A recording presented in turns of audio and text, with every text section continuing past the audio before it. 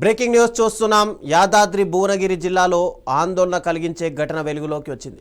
Minor బాలికపై అఘాయిత్యానికి యత్నించిన నిందితుడిపై POCSO case నమోదు చేసినప్పటికీ అతడిని రిమాండ్కు పంపకుండా వదిలేశారనే ఆరోపణలు ఇప్పుడు అడ్డగూడూరు పోలీసులపై వినిపిస్తున్నాయి. ఆ తర్వాత అదే నిందితుడు బాలికను కిడ్నాప్ చేసి తీసుకెళ్లినట్టు సమాచారం. ప్రస్తుతం బాలిక ఆచూకీ కోసం పోలీసులు గాలింపు చర్యలు చేపట్టగా కుటుంబ సభ్యులు తీవ్ర ఆందోళన చెందుతున్నారు. ఇటీవల రాష్ట్రంలో సంచలనం సృష్టించిన షాబాద్ సంఘటనను గుర్తు చేస్తోందని, మరోసారి అలాంటి పరిస్థితి పునరావృతం అవుతుందా అనే చర్చ స్థానికంగా జోరుగా సాగుతోంది. ఈ వ్యవహారంలో పోలీసుల తీరుపై కూడా తీవ్ర విమర్శలు వ్యక్తమవుతున్నాయి. ప్రస్తుతం బాలికను సురక్షితంగా గుర్తించడం, నిందితుడిని పట్టుకోవడంపై పోలీసులు దృష్టి సారించారు.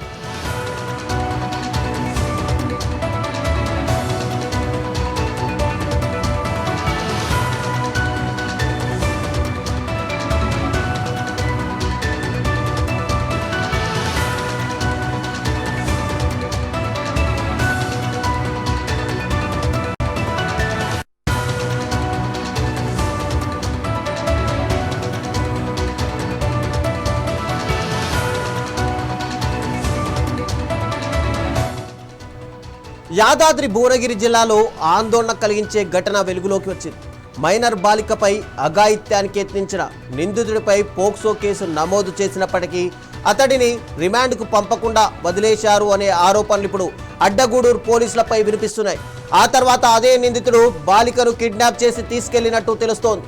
ప్రస్తుతం బాలిక ఆచూకీ కోసం పోలీసులు గాలింపు చర్యలు చేపట్టగా కుటుంబ సభ్యులు తీవ్ర ఆందోళన చెందుతున్నారు. ఇటీవల రాష్ట్రంలో సంచలనం సృష్టించిన షాబాద్ ఘటనను ఈ సంఘటన గుర్తు చేస్తోందని, మరోసారి అలాంటి పరిస్థితి పునరావృతం అవుతుందా అనే చర్చ కూడా స్థానికంగా జోరుగా సాగుతోంది.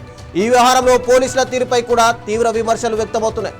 ప్రస్తుతం బాలికను సురక్షితంగా గుర్తించడం, నిందితుడిని పట్టుకోవడంపై పోలీసులు దృష్టి సారించారు.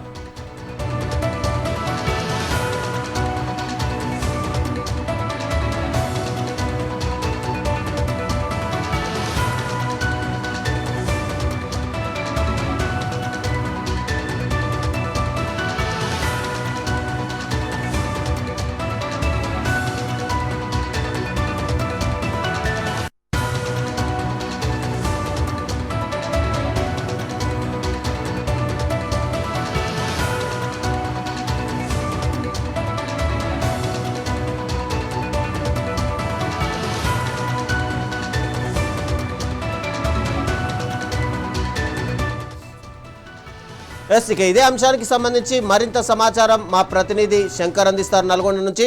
శంకర్, చెప్పండి. అంటే రీసెంట్గానే షాబాద్ ఘటనను గుర్తు చేసేలా ఇప్పుడు అడ్డగూడూరు పోలీస్ స్టేషన్ కూడా సేమ్ నమోదైనట్టుగా కనిపిస్తుంది. ఎందుకంటే అటు పోక్సో కేసులో నిందితుడి పైన ఒక కేసు పెడితే కూడా పోలీసులు రిమాండ్కు తరలించకుండా వదిలేశారు అనే ఆరోపణలు వినిపిస్తున్నాయి.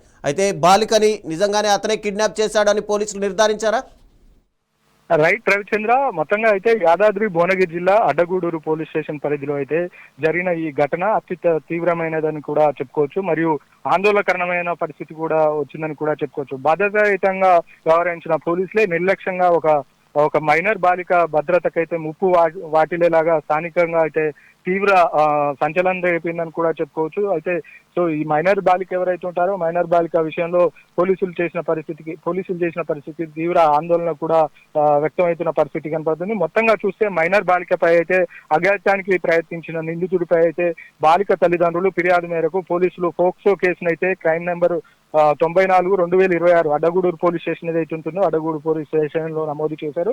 అయితే నిందితుడిని వెంటనే రిమాండ్కు తరలించకుండా అడ్డగూడూరు ఎస్ఐ నిర్లక్ష్యంగా వ్యవహరించారన్న అపోహలు కూడా ఉన్న పరిస్థితి కనపడుతుంది. పోలీసు నిర్లక్ష్యాన్ని ఆసరిగా చేసుకుని నిందితుడు ఎవరైతే ఉంటారో నిందితుడు బయట తిరుగుతూ అదే మైనర్ బాలికను ఏకంగా కిడ్నాప్ చేసి తీసుకెళ్లాడని కూడా వాళ్ళ పేరెంట్స్ చెప్తున్న పరిస్థితి అయితే కనపడుతుంది. బాలిక కిడ్నాప్ కావడంతో అయితే అప్రమత్తమైన పోలీసులు ప్రస్తుతం ఆమె కోసం అయితే గాలింపు చర్యలు ముమ్మరంగా చేపట్టారని కూడా చెప్పుకోవచ్చు.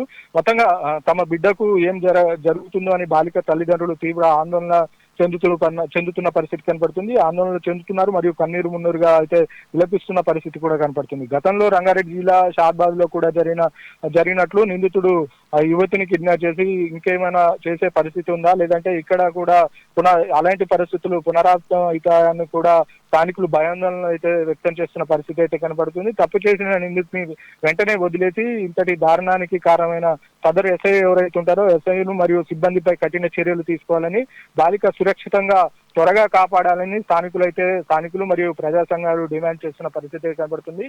ఈ పోక్సో యాక్ట్ ఏదైతే ఉంటుందో దీంట్లో పలు సెక్షన్లు ఉంటాయి. పలు సెక్షన్ల కింద వాళ్ళ మీద కేసులు నమోదు చేయాల్సి ఉంటుంది. కానీ పోలీసులు నిర్లక్ష్యంతోనే కొన్ని అంటే బెయిలబుల్ కేసులు ఏవైతే ఉంటాయో బెయిలబుల్ సెక్షన్స్ మాత్రమే పెట్టి నిందితుల మీద కఠిన చర్యలు తీసుకోవట్లేవని కొన్ని ప్రజా సంఘాలు అయితే ఆరోపిస్తున్న పరిస్థితి కనబడుతుంది. గతంలో కూడా మన జరిగిన 6 హత్యలు ఏదైతే ఉంటుందో 6 హత్యలాగా కూడా ఈ కేసు కూడా ఉంటుందా? తను కూడా అమ్మాయిని అంటే కేసు అమ్మాయి వాళ్ళ యువతి ఎవరైతే ఉంటారో యువతి తల్లిదండ్రులు కేసు పెట్టినప్పటికీ దాంతో పాటు ఈ యువతిని కూడా తీసుకెళ్లారా, లేదంటే కిడ్నాప్ చేశారా, లేదంటే ఇంకేమైనా చేశారా అని యువతి తల్లిదండ్రులు కూడా భయాందోళన చెందుతున్న పరిస్థితి అయితే కనపడుతుంది.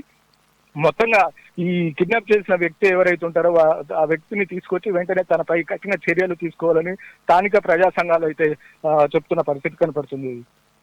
Yes, thank you.